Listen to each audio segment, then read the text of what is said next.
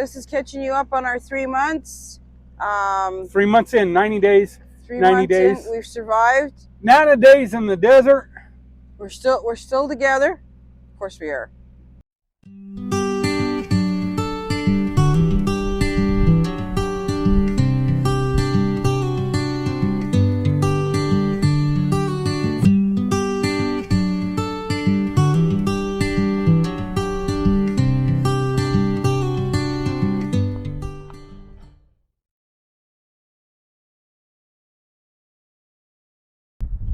Well, good afternoon. It's December 8th, Monday.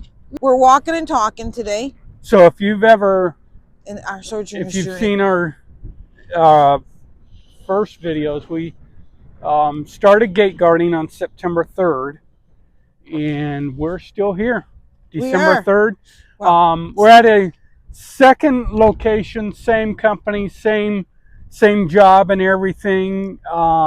we were way over there. Yeah, we were about 1.5 miles by road, dirt road, over by those 4 silos.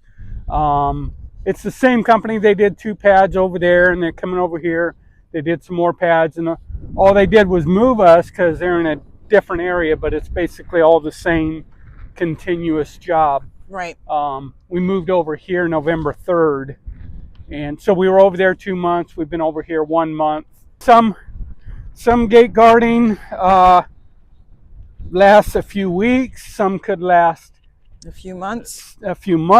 Some actually last a year. Yeah, and you know, there are other types of gate guardings, as we've said in other videos. You got solar farms, windmills, gas, all these, and it's not just in Texas. They got them in Louisiana, New Mexico, Arizona. They got them up north, and you know, some you check in every single vehicle, some you don't.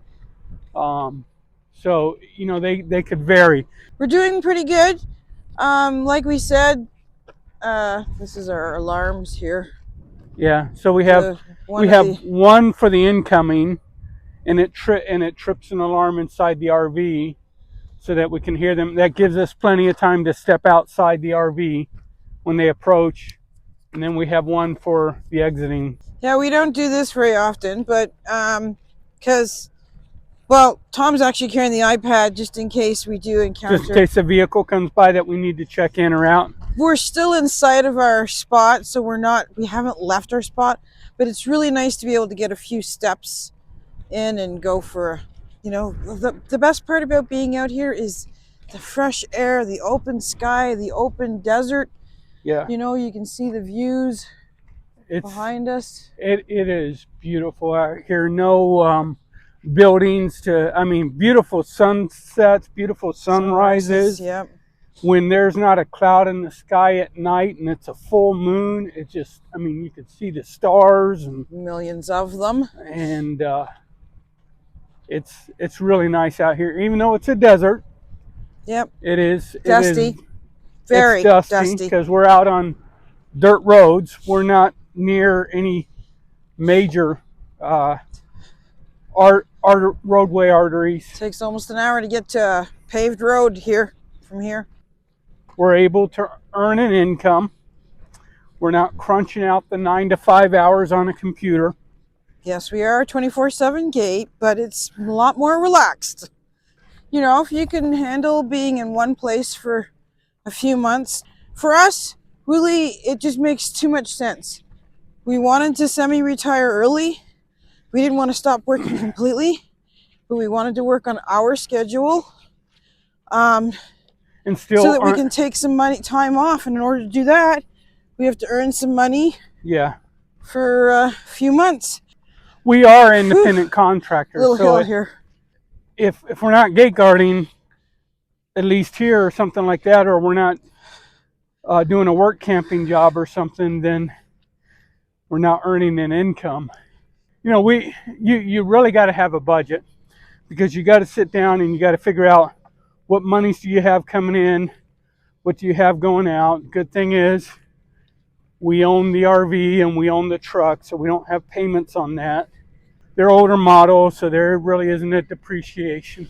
There's a plant that makes a lot of noise right there. That's not part of what we're doing. No. That's about I said it was about a half a mile walk. Yeah, from our RV. Yeah, to that plant. Sometimes I'll do that. I'll walk down the road by myself, walk all the way down there and back, which makes a mile walk. And then I'm on duty up top. If you're wanting to do this lifestyle, try and go into it without a debt. Yeah. Try and go into it owning the RV in the vehicle. That way you have less bills that need to be met on a monthly basis. And then that's also why we're stacking the cash, so that if the truck breaks down and is a ridiculous amount of money to repair, we'll have the cash to buy another one. If the RV for some reason has something go wrong that it's not worth repairing, then we can replace that up. And I am pulling my Social Security so that it supplements our income. And I did not need to wait until a magical number. While we can still move around, while we can still take a walk, we want to be doing stuff now. And it's also for pre-planning. So once you make your home an RV, or you make your home not an apartment or not a mortgage, then you've got to be looking ahead. So Tom's spreadsheets are very helpful, because now we can look ahead and go, well, okay, projected wise, the first year and a half is really just replacement costs of stuff. Then we're going to look ahead and we're going to say, okay, well, we can purchase a little piece of land that we could park our RV on. As far as we're concerned, there's no need to turn around and get another house. I don't want to clean a big house now. I'm more than happy to be finished with my RV in a little space of time. So anyways, you have to plan for things like that. Also, when you want to move somewhere, or let me rephrase that. When you want to go visiting family, or you want to travel somewhere, planning, because that's going to cost you money. The gas, the time that you're going to need. So we also stack cash and think of that kind of thing, so that we've got the money to plan. So that means you have to think ahead like a good year in advance. There are plenty of other seasonal jobs that cater to full-time RVers. And we've talked about it. You know, you got your work camping at RV parks. You've got fire watch, hole watch. We tried the sugar beet harvest. That's only during the winter. The two jobs that you can stack the best amount of income is sugar beet harvest, but it's a very labor intensive job, but it only lasts 2 to 3 weeks. And then this job, which is not labor intensive, you know, it's the labor intensiveness is having to step out of your RV and check a vehicle in and out. This is our only together time, really. Yeah. When we overlap, he's just gotten up before I go down. It's a 24/7. We're out here 24/7, so somebody's always got to be up and ready to check in and or out a vehicle. Some couples do the 12 on, 12 off. We chose not to. We do more of a 10-7-7. So she gets 10 hours downtime during the overnight. I'm working alone. Then when she gets up, I do 7 hours downtime. And then I'm up, and then we're together for 7 hours. I try and do most of the work during the day, the 7 hours, and let her relax, but she also does cooking, or she has to do the town run to do groceries or whatever. It takes about an hour to get into town, or maybe an hour and 15 minutes if we do one town, or an hour if we do another town. That's there and then back, and then all the other stuff like laundry and groceries, and if you got to go to the store and get some other stuff and things like that. So it's almost an all-day job, and I can get some stuff done during the day. Like, if you know, one time I had to work on the roof of the RV, working on the air conditioner. Yeah, so this is catching you up on our 3 months. 3 months in, 90 days. 90 days. We've survived. 90 days in the desert. We're still together. Of course we are. We're actually thriving. I mean, compared to the work that we were putting in We are getting a chance to breathe. We get to watch some shows. There's some downtime when they're moving the pads, or for repairs, and we're getting chances to rejuvenate. Yeah, so we enjoyed out here looking at this month. We don't know. Again, we don't know how long it'll last. We'll see. We trust God, and we're doing our best to curb our spending and build an emergency fund, meet our bills, and build an emergency fund. So that's where we're at. We're gonna walk you over here. This is our backyard back here. We'll do an overlook. It's one of our favorite things to do is to be able to walk over here.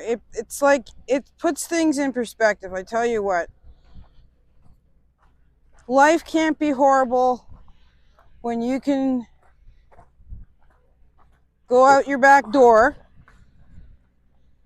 even if it's not owned, but for temporary time, and then you can stand out here and you got the view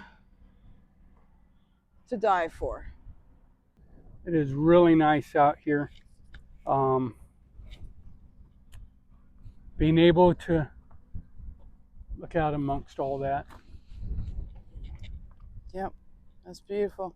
It's really nice. Like I said, it puts things in perspective, and you all we can do is take a big deep breath, praise God that we get a chance to enjoy this. We say semi-retired because basically a change of career, change of job, but yet one at our own pace, and we're not locked into one place to live and one place to work. We praise God daily that we're able to have a job that is at our own pace, that we're not locked into a fixed location and a fixed job location where you're working toward that 1 week vacation per year. Yeah. In order to leave, and you're doing your 9 to 5, and yeah, with a job like this you can build up a good enough emergency funds so that when you're able to change to a different location, you're still able to financially support yourself. Yep. Getting to that next location, or changing a job, or changing scenery, or whatever. And we couldn't have done that if we hadn't gotten out of debt. Yeah, for us it just wasn't an option, and the simpler life in a smaller square footage with the more things that are most important to you. We still managed to have our Xboxes. Yeah, well, priority. but with less things to take care of, means we appreciate each other even more, and we appreciate this beautiful earth as long as we're able to be here and enjoy it. Yeah, we enjoy it. Thank you. Peace out.